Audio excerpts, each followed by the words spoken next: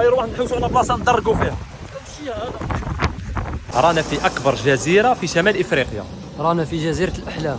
رانا بالضبط في جزيره جربه التونسيه. ويلكم تو جربة يا وليدي. تحويسة هذه المرة كانت لجزيرة جربة المتواجدة في جنوب تونس وبالتحديد في ولاية مدنين، واللي يبلغ عدد سكانها حوالي 160 ألف نسمة. وبدينا بأعرق مكان واللي هو حومة السوق. وليك اللباس التونسي، وهذه يسميوها البلوزة.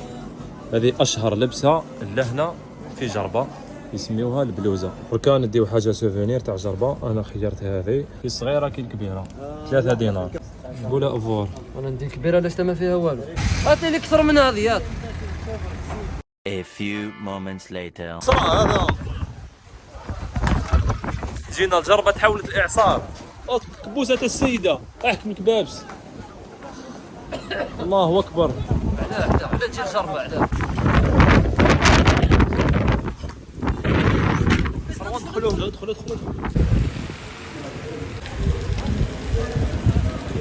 A few moments later. أقوى بريك في الأفريق. مرحبا بك خوتي.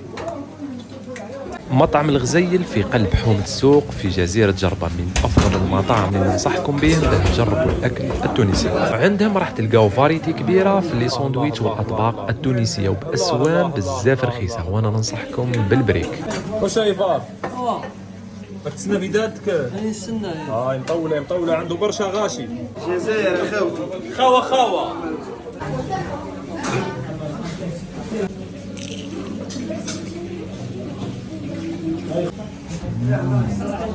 بوراك مش نورمال. ومن بعد الغداء ننصحكم بمقهى الزراع، قاعدة وبنة مش نورمال، سيرتو كي تضرب فيها تاي وسيتروناد باللوز. رانا في واحد من أجمل الأحياء المتواجدة في جزيرة جربة في تونس. هذا الحي عبارة عن لوحات فنية على الهواء الطلق، وشارك في هذه اللوحات أكثر من 150 فنان من أكثر من 30 دولة.